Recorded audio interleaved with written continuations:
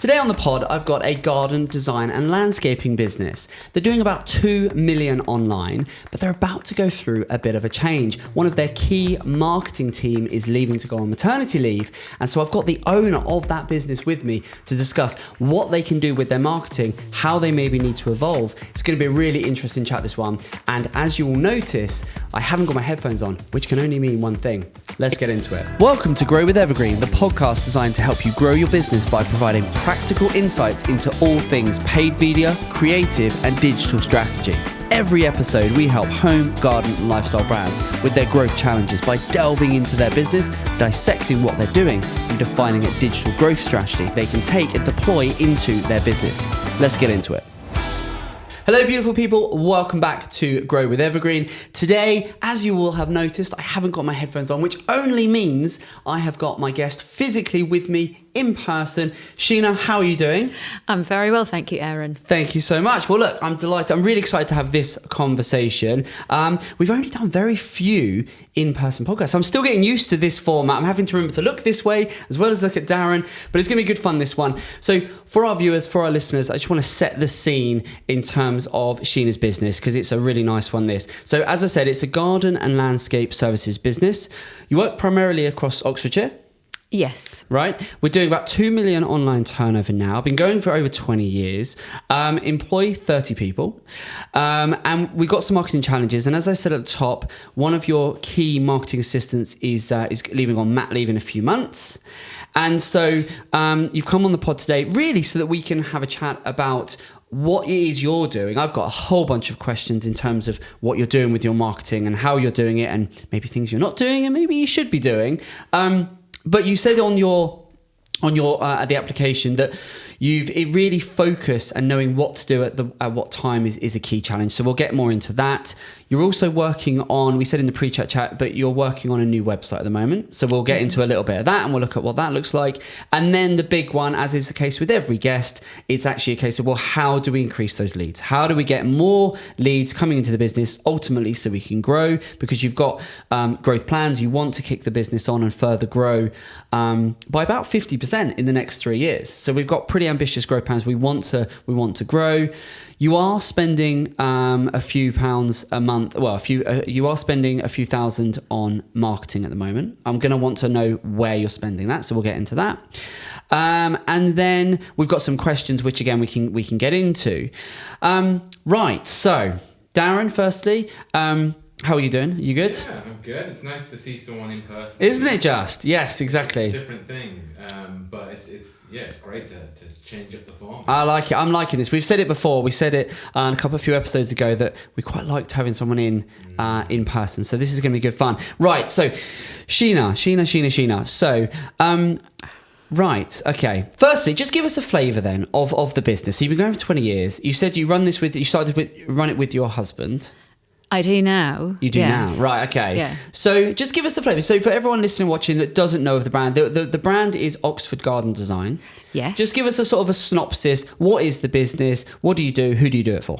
Okay, so we do garden design, garden maintenance, and garden landscaping.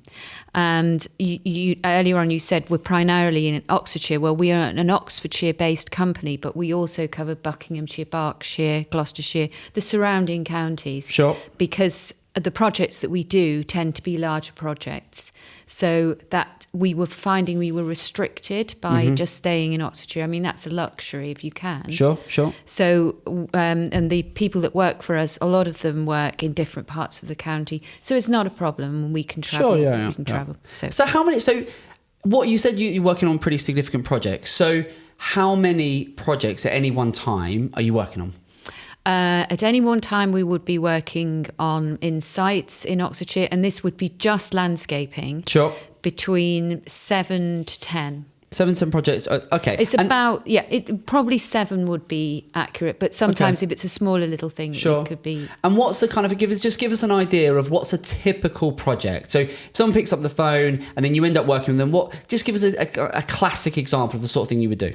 Someone's just moved into their new house. Okay, So and they don't know what to do with the garden. It's a complete blank canvas. Right, and so you would take that person from those initial we don't know what to do. You would do the planning right the way through to the actual everything's in situ, everything's done. Absolutely, So it's a full end-to-end service. it is. Fine. And so, as an average, what's your kind of average customer value? So your average order value. If I'm a customer, on average, what would someone spend to have your full service? 26,000. I love that you know that. I love that. Last Not year. every business I have on the pod knows their numbers like that. They can just go, it's that, which is beautiful. So, but that must be for the full service. Yes. So but you've also got the maintenance and stuff like that. So what does that look like? That would be extra. Okay, but do you get customers that just want the maintenance or the stuff that's not the full project? So what proportion of the work that you do then is sort of the full project, the end-to-end service versus I just want, the extras, I just want this or I just want that? Know the answer to this as well. God, this is good. This is going to be a good episode, this one. Okay, yeah, go on. So 9/10 of the work we do is in landscaping. Okay. So 9/10 of our turnover Yep. comes from landscaping and design. Okay. And 1/10 is garden maintenance. And garden maintenance is an opportunity because there's a high demand for it. Right. And we're not exploiting that. We've never marketed it. People don't even know that we do it. Yep. So it sort of comes to us by accident. Okay, And we can see, interesting. because we have got growth plans and we can see that that's one area that we're not exploiting. We should. You should. Wow. Absolutely. Well, okay. That you've really identified, which is a tick. This is great. So, okay. So we're doing about 7 or 8 projects a month on average. The average order value is amazing. I think there's going to be so many people listening and watching that thinking, if my average order value was 26,000, I'd be laughing. So that's good. I appreciate that's turnover, not profit. So, and that's making up the bulk of your overall turnover. So I guess the key question that comes straight to mind then is what's driving that growth? Where are you getting your leads from right now? So from a marketing perspective, I know you're doing your marketing and actually before we go to that, you've got your obviously marketing assistant in-house and you also have a sort of a bird's eye view on your marketing as well. Yes. So have you got anyone else supporting? Have you got any agencies or contractors? Or is there anyone else supporting the business right now from a marketing perspective? No. So you do it all in-house. Amazing. So what are you doing then? What does your marketing look like? What are you doing? So the main driver, like a lot of people, is our website. And people land on our website through doing search. And that's the main way we get our business. I think it's about 78% of people would do that. Then we get about 78%. Last time I looked, it was 78% would be organic search. Okay, wow. Oh, that's all organic. So that's people just going on to... So what... Come on. So they would maybe search... About 78%. About. Just roughly 78%. But so of that 70... I love it. It's brilliant. It's fantastic. So that 78% is... But is that people just going onto Google and searching for what are they looking for? What's your typical customer looking for? They would look for garden design Oxford, garden design Oxfordshire, right. garden So they're looking for design that. company. Those. So keywords. how do you know it's at 78%? Is that you looking into your Google Analytics? Yeah. So I think Google Analytics 4. So you're in the latest version of Google Analytics. So you're going into that and you're looking at, okay, this is good. Normally it takes me ages to extract this information. This is great. So that's the bulk of the traffic then coming up. So you're not doing any ads? Yes, we do ads. So you are what sort of ads are you doing?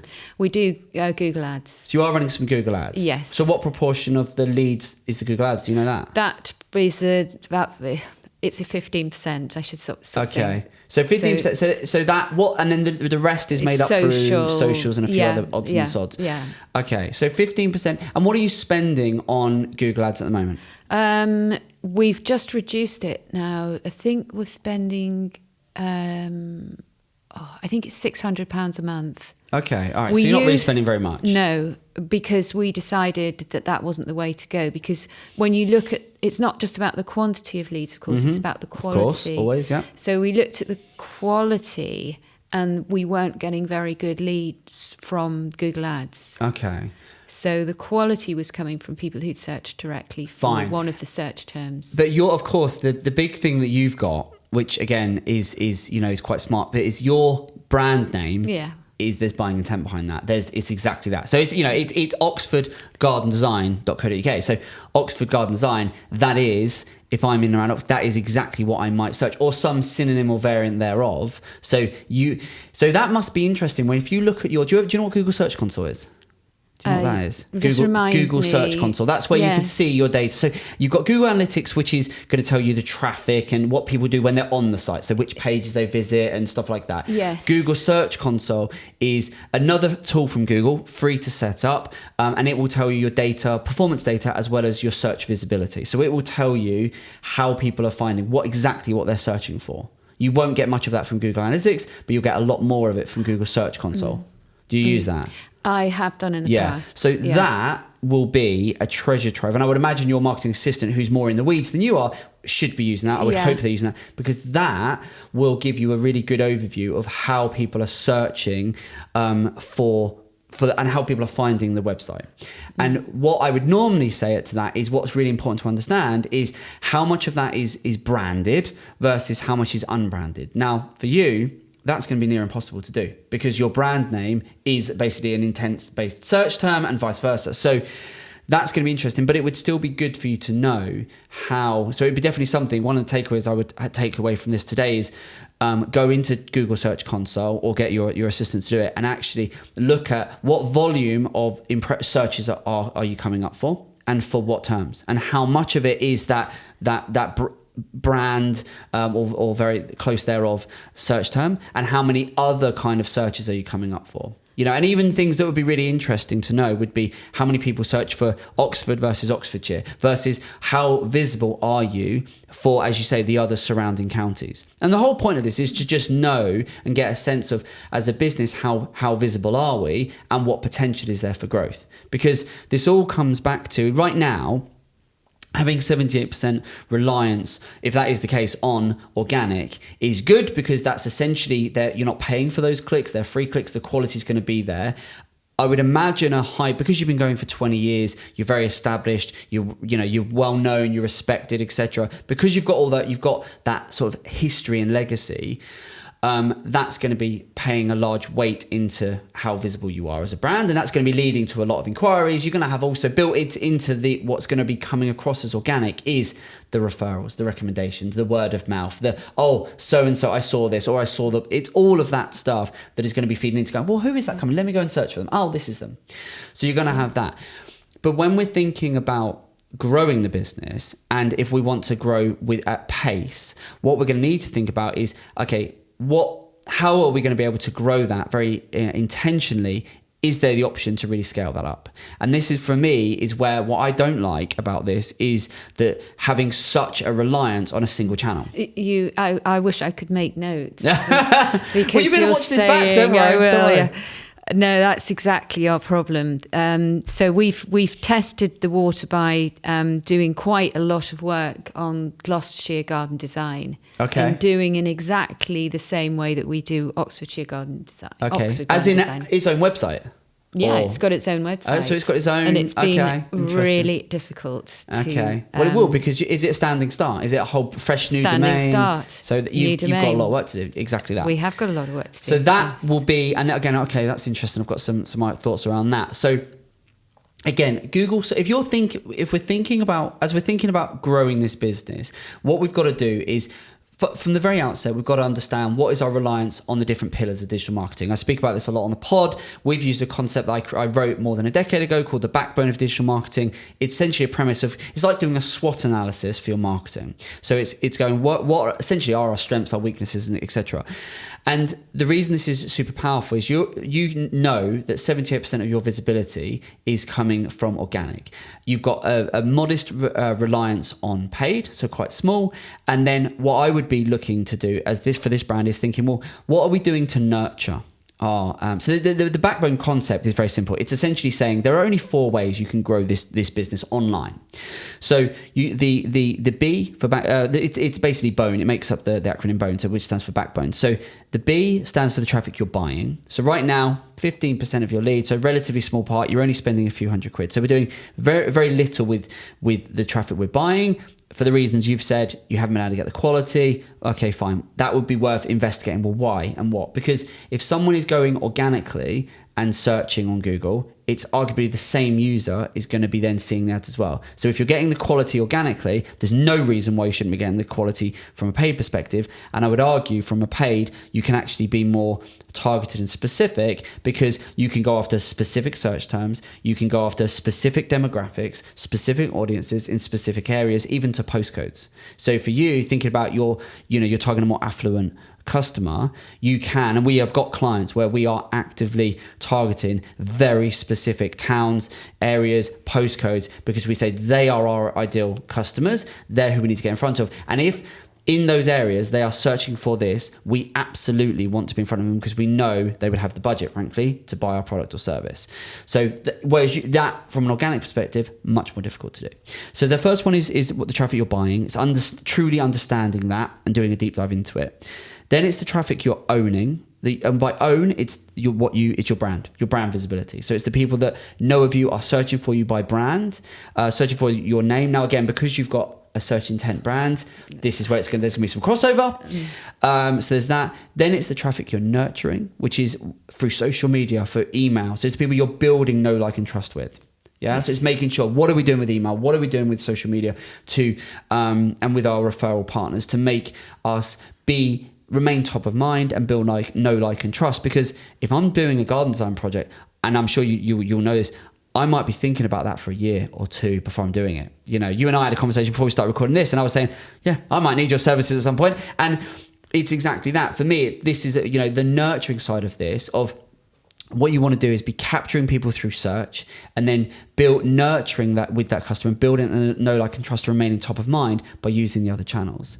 So traffic you buy, traffic you own, which is your brand, traffic you're nurturing through email and social, and then traffic you earn, which is through organic. And if understanding those 4 pillars gives you a really nice framework on which to go, okay, we're a £2 million business today. We want to be a £3 million business in, say, 3 years. How are we going to get there? Well, can we do more of this channel and less of this one? Or actually, are we missing a trick because we're not doing this? And therefore, we need to start thinking about it. Because from an organic perspective, once we understand how many people are clicking and how many people are searching, there's only, based on the geography of where you're targeting, there's only a certain size of market. And so it then becomes a conversion conversation, where it's, well, how do we get more of those people? And to do that, we might need to diversify and think about different channels and think about, well, actually, we might need to do a little bit more of this, a little bit less of this. We might need to add this because we're not doing it. So it kind of makes sense.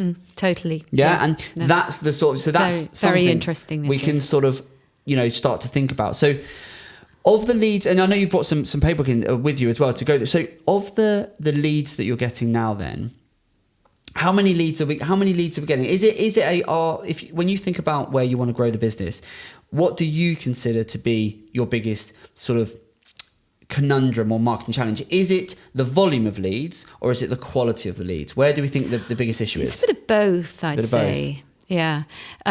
So what happens was, say someone comes to us via the website, and that can be via a variety of areas. So somebody might see a van around. Okay, yeah, of course. They might. I do writing for a Oxfordshire Limited Edition magazine. Okay. So that could be a way that they see so somehow or other. We have a shop as well. Yeah. On the high all street. Of these are going to be feeding in what people are going on to into go. A website. Yeah. And you're correct. Oxford Garden Design. We don't know whether they're searching that, whether they've actually. So subconsciously, somehow or other, they've come to us. Yep. What happens is that the first person that answers the phone call usually gets some sort of feel for whether they are right for us, and vice versa. It all works both, but it works both ways. And so of those phone calls that come in, or email leads, we would probably say go to about half of them. Okay, interesting. And then from that, though, the ones you do then go to and you sit down and you speak to them, how many then go through to the next phase where you're then putting together a full quote and stuff like that? Those we would probably that would be most of them. Okay. Of the ones that we go and see. The ones you've sort of pre-qualified, yes. you've got a good... Yeah, okay. and it's one person that goes Okay. and sees. Okay. So that's his time and Okay. travel time. It's his time in front Sure. of the client. Yeah, yeah. But, you know, obviously we have to go and see it because otherwise we don't know that it's right Yeah, of for course. us Yeah, and yeah, or whether they're, yeah. you know, whether we're right for them. So of those, we would probably quote for most of them by the Okay. time he's actually gone out to Sure, visit and we sure, thought, it's sure. worthwhile going to see these Yep, people. yep. So say that's 9 out of 10. Okay. And of those, an average win of the actual, do we win a design? Yep, yep, yep. 60%. Wow. Okay, that's good. It's good. So I guess the question mark that there is a question around from a Google Ads perspective. You're only spending a few quid right now on Google Ads. You've said it hasn't worked because the quality is not there. It's not something we could do on the pod right now, but it would be interesting to have a look at that data, have a look at the ad account, and then be able to, frankly, see why the quality is not there. What is it you're doing that's been happening differently from ads to organic? Because it's one and the same thing. It's the same search results page. So if the quality is there on organic, so that would be an interesting something that you and I can talk about after the pod. I think that would be quite interesting. Yeah. But the big thing for me with this is, and we sort of touched on it earlier, is if this was my business and I was thinking about you want to grow, you've got your market, you know what you're doing, and you know to whom you're doing it and where they are. You've got your geographic target area. Definitely. So with a little bit of number crunching, we can get a good sense of the size of the market. So any one time, and this is true for any business watching or listening to this, is really important that you get a sense of the size of your market. So with a little bit of number crunching and your data and sort of combined together, we'd be able to get a good sense pretty quickly of, look, at any one time, across a year, there's X amount of people in Oxfordshire, in the home counties, that are looking to get this sort of, have this sort of service. And we'd be able to get that, or at least are searching for this type of service. We'd be able to extrapolate that data relatively easily. I think that's really key to do. And then from that understanding, what portion do we have right now? And then you're going to have to come up with an acquisition strategy which is going to be built around what else could we be doing from an organic perspective, and then how do we layer that with paid. But the other big thing that I want to talk about is the staying top of mind, so the retention piece. So what are you doing right now to, if we think about your typical customer, they do a Google search, they might have seen a van, or they might have seen you out about, or maybe the next door neighbor, you've been there or whatever. They go online at some point during their customer journey. They search for you. They visit the website. They maybe get in touch. Maybe they don't, because there's going to be far more people that don't get in touch than those that do. So as a business, what are you doing right now to remain top of mind with those folks? Nothing. Before we go any further, are you enjoying today's episode? If so, you'll love our other show, Tea Talks. They're short, informal chats where the Evergreen experts and I share actionable nuggets on all things paid media, creative, and digital strategy that we use daily when growing our clients' businesses. And best of all, much like this podcast, it's completely free. So if that sounds like something you'd be interested in, see the link in the description. Now, let's get back to it. Problem. Right. So this for me is are you seriously not doing anything? Are we not doing? So are we doing any? Are you doing any kind of retargeting? No. So not on any platforms or anything. Is there a reason you're not doing that? No. Wow. Okay. Well, it's great news, because you literally that pile of money that's on the table, you're leaving it on the table. So, but that's that is where you need to start with this. Is retargeting. You know the premise of what retargeting is, right? So retargeting is, it's something we have been championing for years, but in the last year or two, with frankly the cost of living and all the stuff that's going on in the wider world right now, acquiring new customers, whatever your product or service, has never been more difficult, has never been more expensive. So we've made a huge, the amount of pods and Tea Talks we've done, Darren, that's talking about retention and talking about getting more from what you already have.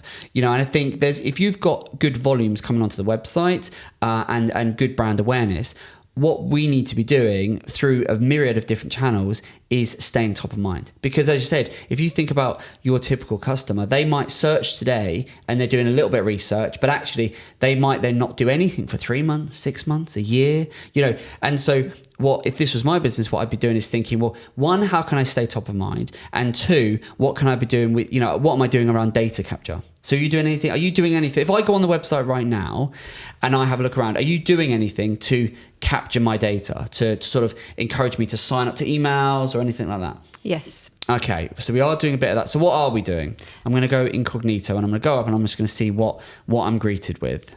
So what are we doing right now? There's a newsletter sign up. Where is that? Does it pop up or anything? No. Where is it? Oh, so you've got it at the bottom here. Is there anything else to be doing? So you've got that there. Is there any? Sorry for those of you viewing, you won't be able to see where I'm on, but I'm on the website. Just going to scroll through the homepage. So you've got your sign up at the bottom of the website. Is there anything else anywhere? No, there's a contact us. Yeah, so you've got your contact page, but let's assume if you get 100 people go to this website, at least 95. Well, we get 2,700 people go to that. Numbers. If everyone knew their numbers like this, the world would be a better place. I love it. But of all the people that... But if we take 100 people typically, just say in every 100 people, you're only going to get 1 or 2 of them that are going to send the contact page. So those are the 97, 98. You've, in whatever way, you've managed to get them to your website, which is the tough bit. That's the hard bit, getting them onto your website. And then you're just going, see ya. Yeah, all 2,700 of them. Yeah, right, and that's really madness when we think about it. So what we need to be doing is thinking, very few are going to be ready to inquire, to send it a contact form. And then if all you've got is your contact form, and then you've got the sign up at the bottom, and there's nothing wrong with having those things, absolutely have them. But I'd be making data capture far more, important and prominent on the website. So maybe have a little pop up. You go on websites, you see the pop up that appears. Or maybe having a banner somewhere. You don't like I'm that idea? I'm making a funny face. You don't like that idea? Do you not like a pop-up? No. Because... It's a personal thing. It's what, sorry? It's a personal thing. I don't like pop-ups. Yeah, and that's fine. And some people do, some people don't. It doesn't have to be a pop-up, but it could... The point is what you want to do, and also don't be led by what you personally need to experiment. That I get. Yeah, because we completely often understand what you're saying. Often we are not that's the customer, target customer, and that's the big thing is we all do it. We're all completely biased, but I don't like that. Are you your target customer? No, or you might be, but it's that. So you're not buying your products or service. So I think whether it's a pop up or whether it's a more prominent banner, you could, for example, running along the top of your website, you could have, something. I think making data capture, so a very prominent part of your marketing strategy is key. And it's particularly important for businesses where there's a long consideration, which is exactly what you've got. So what I'd be doing is I'd be thinking, right, what in terms of the, you've got a blog on this website, right? Have you got, you're creating articles. Where can I find those? Yes. Inspiration. Yeah, right. So under the inspiration, so you're creating guides and resources and stuff like that. So I would be thinking about what information could and create as a sequence, an email sequence. So if someone's on the website, put yourself in those shoes of your typical customer avatar. You could get them to sign up. You might then send them an email that says, hey, thanks for signing up. And then what I'd probably do, to be honest, is I would ask some questions in that email, get them to fill in, because the way human psychology works is if someone feels takes an action, they are so much more inclined to quite quickly take a second action if you ask them to do it. So if they sign up because you incentivize them, hey, sign up for our newsletter for this, that, and the other. If you follow up and then say, hey, actually, if you tell us a little bit more, we could help you. So and then you could ask questions. Are they planning a build, or where are they at in their journey of thinking about needing your services? Based on the information, the 1 or 2 questions you could ask them, you could steer some of your content and create a sequence of emails that all of the time you're reinforcing who you are, what you do, your expertise, you're adding value, and crucially, you're building know, like, and trust. And you're getting multiple touch points with that user over weeks or even months. You could drip feed them emails over the next 12 months. Now, as you know, with privacy now, you give people the option to unsubscribe if they don't want it, but you could just drip feed them. Here's some, and with you owing to what you do, you could give them spring and summer tips and this tips and how-tos, and you're going to have a better idea than I am. But by capturing that data at a time when they've shown search intent, they've gone on and they've actively arrived at your website because they've gone, I am going to look for this. If you can capture that data and then just drip feed them some content, some ideas, some inspiration, some education, you're building know, like, and trust that whole time. We could do case studies. All of the above. I mean, all of it. You can just see, because you're not. So I know you said the email marketing you're doing is, you've got a weekly newsletter going out. Monthly newsletter, right? Yeah. And what does that typically have in it? What is that? Things to do in your garden in the September. And how many people on average are you getting sign up to your newsletter on a month? Now, that is one piece of information I don't there have. You go. You caught me now. But I would say 5 or 6. Yeah. It's not many. But so this is a great opportunity, because if you've only got, and it doesn't surprise me you're only getting a handful, because you've buried it at the bottom. So you're making the average customer work quite hard for that, right? Make it a lot more try a pop-up or put it at the top banner. You've got to feel comfortable with whatever you do, but making data capture a much more prominent part of it. If you could increase that from 5 or 6 signups to 50 or 100, new customers that you're able to start to build and nurture a relationship with and remain top of mind with, how powerful is that for the business? And you haven't had to spend a penny more doing that. You've just had to maybe increase the frequency with which your newsletters are going out and focus in, maybe segment the data. So as you say, they sign up, and don't ask those questions at the outset. You only want to say first name, email to get them to sign up. That's it. Once they've signed up, you could set up a little automation that would say, hey, give us an idea. Answer a couple of questions. Are you X or Y? Are you planning this? Are you doing this? Where are you at in terms of your process? That is a really good idea. There you go. Simple. You could do that, and then based on he knows what he's doing. That's right. Based on the answers that you provide, you could then send them down give them. They get this type of content. These ones get this type of content. So then you cherry pick the content you've got to be best suited to what they're planning to do. Yeah. And so you're already leveraging what you've already done. Simple. So that's one thing. So you can do that.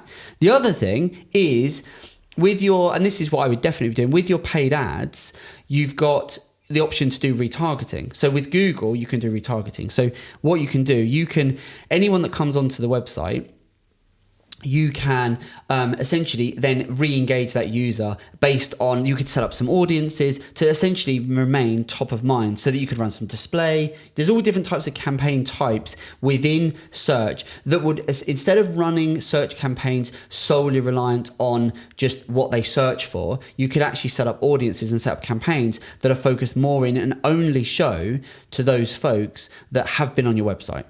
So you're only paying to show your ads to people that have been on the website. So those 2,700 people, if they've been on your website in the last month, what I'd want to do is use Google and say, hey, those people, if they are still searching for anything to do with the garden and this, that, and the other, and they're on other websites, then hey, my ads want to pop up, and not just search ads, but actually display ads. So more visual ads that would showcase the brand, stuff like that, and get your core messages across.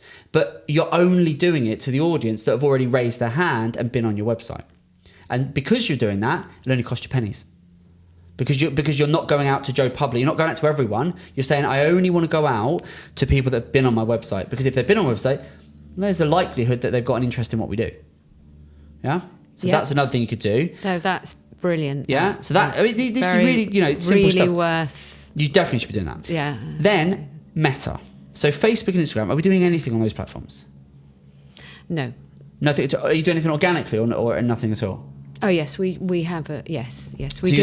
You're doing that in house. You like someone putting out posts and showing what you're up to as a business and so on. Yeah. So again, with your Meta, running some very targeted retargeting ads. We do Meta retargeting for every single one of our clients, every single one of them. And the reason we do it is because if you think of when you're going on to Google and you're searching, as I said, those same people that you can retarget through Google, so those 2,700 people, what we can then do if we set up Meta, use the pixel to set it up, is you can then show an ad and try different types of ads to those same people on Meta. So if I'm your target customer, I've gone online, I'm searching for this, that, and the other. I'm on their website. Oh, this is nice. I'm having a look. Oh, okay, they do this service, they do that service. Having a look through your case studies and so on.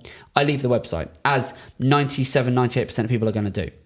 Wouldn't it be nice if then the next day or a couple of days later or a week later, I see a lovely little ad, a little video, a little motion graphics, a little still image or whatever that pops up that says, hey, are you still, whatever, you could try different messages, but are you still looking to, would you like to book a call with our team to discuss your upcoming gardening project? You must see these ads on your Facebook or Instagram. Do you see them where you visit a website and then you see them, you're retargeted with that product? Yes. And there's a lovely call to action and you could try, why don't you, still interested in, why don't you speak to our team about booking in that, that appointment? Completely free, etc. Or it might be planning a garden transformation. Well, why not sign up to our newsletter and we'll give you tips and tricks or whatever. So you could try different messages, but what you're doing, again, you're only showing those ads to the people that have been on your website. Because with Google, there's search intent. I'm going on, I'm actively looking. With social, I'm not looking, I'm on there, look at what my friends are out and about doing or whatever. It's more, there's no intent there. But if you can appear for those folks that have previously shown intent, you're then reminding them, you're prompting them, you're staying top of mind with those people on that platform. And that can be very, very powerful. And so I'll give you some examples. We've got clients that sell hot tubs, or I say the garden, they'll do like conservatory roof transformations, or products and services that you're rarely going to just make a decision. No one wakes up one morning and goes, I'm going to buy a hot tub today. You're going to think about it and plan it and discuss it. And right, similarly, you're not going to transform your roof, or you're not going to buy a sit-on mower. There's lots of products that you're not just going to wake up. If it's a high price point like your service is, you're not going to just make a decision there and then. So you can use these platforms to just prompt the target customer. Say, we're still here, as and when you want to. And you can try different messages over a period of time. So it might be, what I would do with me is anyone that visits the website, I would follow for the next 7 days, 10 days, I would be showing them an ad that says, book that free appointment, get have one of our team come round and sit with you and plan out your thing. And you have beautiful carousel imagery that showcases some of the transformations, maybe the before and after type stuff. You can imagine, right? I'd be doing that. And then what I would do is thereafter, if they don't engage with that message, they're obviously at a point where, okay, they're not ready. They're not ready to take that step of booking. Fine. Then what you could try is something else. You could then try more of the content route. So it might be and you could lead them with different scenarios in terms of here's a how-to guide, or here's inspiration, or here's what you need to consider when planning a garden transformation, or whatever. All of that practical stuff that you'd probably think that person is probably asking themselves or probably thinking. And you could try that that sort of path to get in front of them. And then you could try different things. And I think, but retargeting again, it can be extremely effective, and also you can do it with a really modest budget because you're not going out to everyone. And what's great about this is once you start doing this, is you can then use Google and Meta to then actually start to educate this and say, go and find me more people that are like these people. So these people I'm already marketing to, go and find me more folks like these. And if you get enough data flowing into these platforms, it can actually do a really good job of going and finding. And that's where you then use these social platforms to lean more towards prospecting.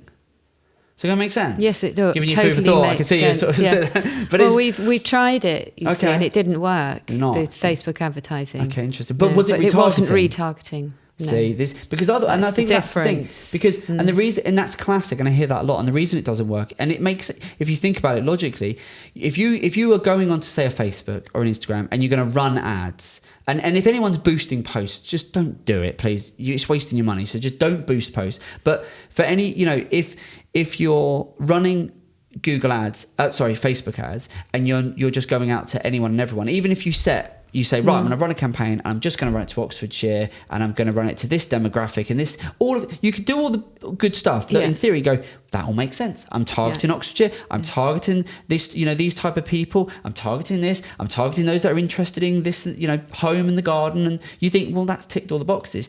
But the problem you've got is if you just do that alone, that people are not, if they're not looking, it might be a beautiful, ad, but actually I could be a world away from ever thinking about I want to do a garden sign, which is why search is for you always going to be the key driver, because for this type of service, you've got to be looking. You are absolutely not interested in getting your garden designed unless you're looking to get your garden designed.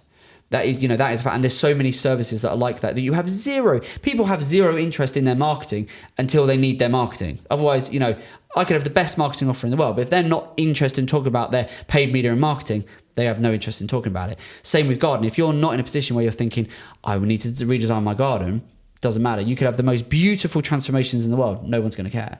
So search is going to be key for that. But what you then need to do is couple it with social to say, hey, I know you've searched. I know you're interested in this because you've been on my website. I know you're looking.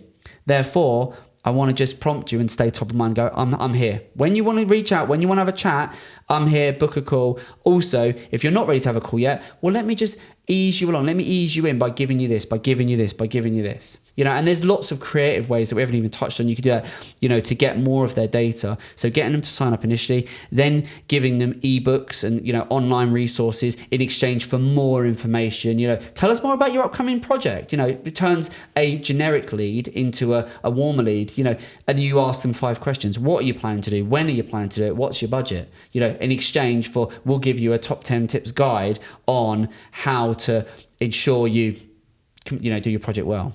Loads of clever stuff. Yeah. And then you mix in all the different types of creative to really make your ads sort of sing and get across the key points you want to to get across, and so on.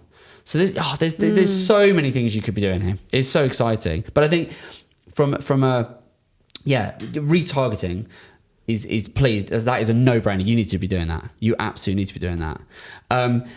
Who would do that in terms of, is your marketing assistant, would that person know how to do this? No. Okay, no. So you're going to need to technically, for anyone watching that sort of go, well, that sounds great, Aaron, but how would you do that? It's, you are going to need someone to get that set up, because what you've got to do is you've got to get the pixel installed if you're Meta, which is what tracks the user. So you can essentially say, hey, it is so-and-so, and actually I want to show them out to him. So it's a little bit technical, probably outside the scope of what I'm going to cover on the pod, but there are so many people out there that do this stuff. Just, do your homework, find someone that you is reputable, that can do a good job, and then make sure that they're just, whoever sets it up is thinking sort of commercially, I guess, about what you're trying to achieve. And any campaigns you run, they just want to be having the conversation where you're going, look, ultimately what we want to do as a business is stay top of mind, and then how can we do that? And it's just understanding that you've got the technical setup, you've got the commercial sort of thought process mindset in terms of what are we trying to achieve, and then you need to feed it with the creative to make sure that the ads really serve their purpose. If you get any 3 of those wrong or missing, then it definitely won't work. Because if you don't do the tech, it's a non-starter. If you aren't clear on what you're trying to achieve, you end up just going, well, we're going to run Facebook ads. It's not going to work because you haven't thought about, well, who are we running it to, which is the retargeting.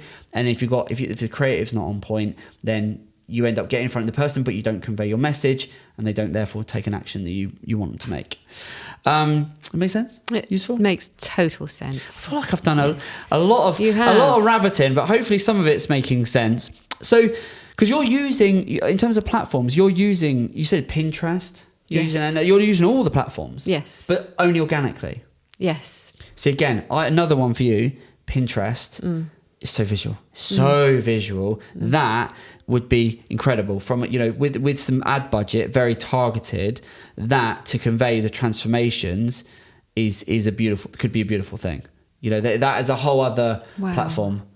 I hadn't honestly thought about that. Oh my goodness me. Yeah. Just because it's visual inspiration this is so teed up for that. It is absolutely incredible. And then, as you say, with, now, I know I'm covering a lot of ground here, but I've just got so many ideas. I want to just kind of brain dump everything to you, and then you take away what you want. But the other thing, so your SEO, what does that look like? What are you doing with your SEO at the minute?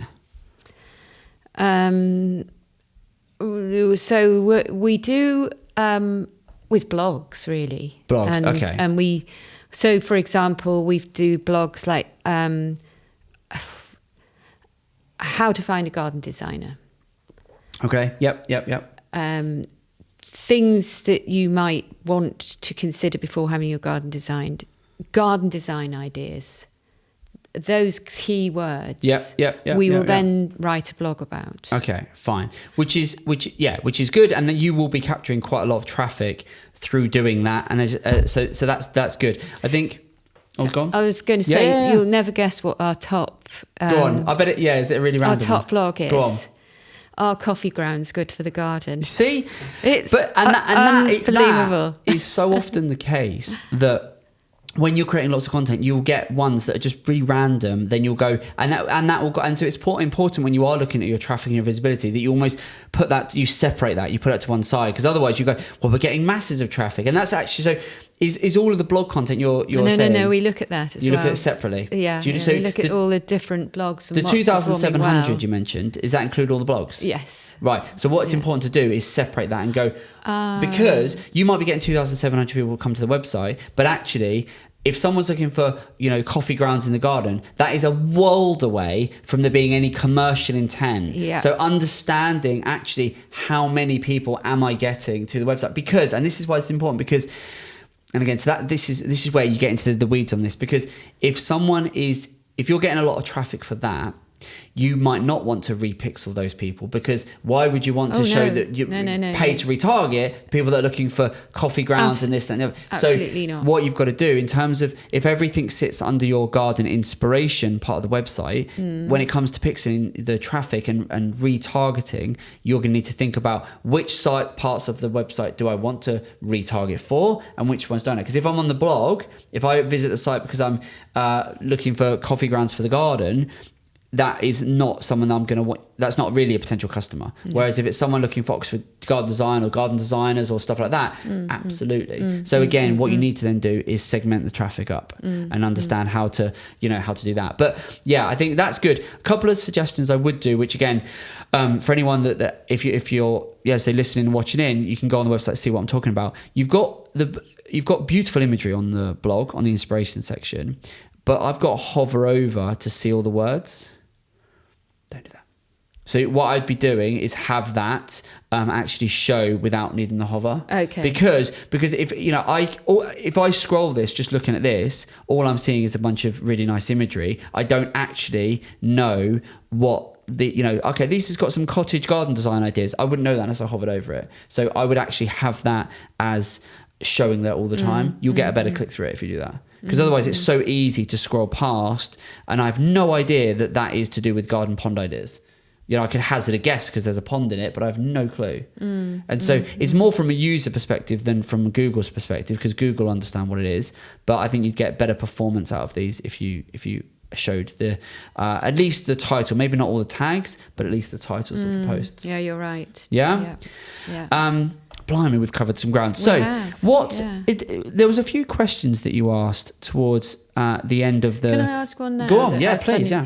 So what about YouTube? YouTube, yeah. Because we sort of think that might be an opportunity that we're missing out on. YouTube can be great. Again, like we've said with all the other platforms, it can be great for prospecting, very targeted, hugely powerful for retargeting again. Because what I'd be doing is you put your search at the core of this, and then I'd be knowing that, okay, 97 in every 100 people are not going to get in touch with us from that first visit on the website. How do we engage those 97 people? And YouTube is yet another way. You need great visuals, obviously, great video. And it's a great way of getting across your core message. So if you can create a 15-second ad, 30-second ad that has the key points, this is what we do, this is how we can help, here's a couple of transformations, that sort of stuff, can be a hugely powerful way, particularly if you're then showing it to an audience that has already shown an interest in your service by being on your website. So we do exactly that for ourselves. Anyone that goes on our website stands a good chance of being retargeted with our ad that we created this year that is saying, hey, this is Evergreen, this is what we do, this is how we do it, this is who we do it for. It only shows to those folks that have been on our website, because if they've been on our website, we take the view, well, they must have an interest in what we're doing. So I'd be doing the same. And so I'd approach YouTube in a very similar way as I would with Meta and with Pinterest and with Google. So kind of all of these platforms serve a purpose, and I'd be approaching it very much from a let's get retargeting, because I think if you do that, you will grow this business and without having to do too much more. And also, in terms of your marketing budget, you're only spending a relatively small sum right now. So get the most out of that. And then I would be worrying about, then I'd be starting to think about prospecting and what else can I do in terms of really growing from there. And there's a whole bunch, maybe we have to get you back on the pod, because there's so much you could do around the prospecting side of further growing this out. But frankly, from what we've said today, there's so much money being left on the table in the fact that we're not doing retargeting and we're not leveraging Meta. And yeah, we need to understand some of that stuff. So it's like one step at a time. So I think if we do that, I would do that and then come back on the pod in a year and we'll go through what I'd do next with it. Okay. Yeah? Look, I think we've covered quite a lot of that. I'm just seeing if there's any of the other questions that are really key. Yeah, as I said, I think we've covered a lot of it. So one last point is the website. So just you're getting a new website built at the minute. And you've found someone that's doing that. That's a separate person. So they're building the website. So why are you building a website firstly? Just a quick question. I just feel that every 4 or 5 years, a website starts to look a bit tired. It starts to get a bit clunky with the blogs. And so I decided it needed a refresh. Okay, fine. So just make sure, I mean, Darren, you had a really good point, didn't you, in terms of from at the moment, maybe putting like a video on the homepage. I think that would be quite a visually... Such a visual service or product that I think at the moment there's an image. Yeah. You can do something video. I think you could get, you could get so much more across above the fold. So I think a video on a homepage could be quite an interesting idea. From a pure technical perspective, just something I just want to remind you to be thinking about and make sure you challenge that is all your redirects and stuff like that. Do you know what they are? In terms of when you change the website, I've seen this go wrong so many times. Just make sure that whoever's building it, they know and are super aware. And if you're not sure, give me a call and I'll help them through it. But make sure that from the redirects that they make sure, because essentially this website, if it's been entrenched in Google for years, Google knows this website. It understands where everything lives, all the blogs, it understands where everything. When you go and build a new website, it's like building a new house. And so what you've got to make sure is you've got to say, we've got a new house, and frankly, that room is now over here, and that that cupboard now is this cupboard, and you've got to make sure that every page on the website, Google knows that it used to live here and it now lives there. And the amount of businesses, we're working on a project, actually a client that we've just started working with this summer, who came to us in part because that was hashed and it caused him huge issues with his business, because the new website was launched, the old one had been in the index for 15 years, and he just lost all of his visibility because Google essentially threw its toys out the pram because it went, I don't know where all these pages have gone. You had all these pages, now they've all disappeared. So just please don't, if you build a new website, don't do what so many people do, is get overexcited and then they launch it, they turn off the old one, they turn on the new one. And especially for you with our 78% reliance on organic, we do not want to risk sort of ruining that. So yeah, just make sure that you tread carefully with that one. Would be my parting words as we wrap up the pod. But yeah, Sheena, thank you so much for coming on. How have you found it? Have you enjoyed it? I've learned so much. Yeah, it's been I'm really interesting. I'm never sure because I just sort of I talk fast and we try and cover a lot of ground because my mind goes at 100 miles an hour and my mouth has to try and keep up with all the things I want to do. But I think there's lots that you could do here. So I hope it's been useful. You'll be able to watch this back and as I say, and sort of, make some notes and stuff like that. And yeah, a few things to get set up. And I think if you can, work with your assistant and get a few of these bits sorted before she goes away, you should be in a good place. You should be in a good place. Good stuff. Well, look, best of luck with it. Thank you so much for being on and for being our second ever guest in person. Very much appreciated. I feel honoured. There you go. Thank you so much. Well, there you go. That was Sheena. What a great business. I just love finding those businesses where they're great businesses, amazing service or product, where there, as is so often the case, there's so much opportunity. There's so many ways in which doing some basics and little tweaks here and little refinements there, you can really catapult this business to the next level. And I know that's going to be so true for so many of you listening and watching in. So hopefully there's been one or two little golden nuggets in here that's been worth your time tuning into this Grow with Evergreen podcast. Thank you so much for joining me. From Darren, from myself, massive thank you, and we'll see you on the next one. Take care. If you enjoyed this episode and want to see more, well, on the left side of the screen, you'll find a video that YouTube has hand-picked just for you. On the right, you'll find our latest video hot off the press. And don't forget to share your thoughts in the comments, subscribe, and hit that notification button.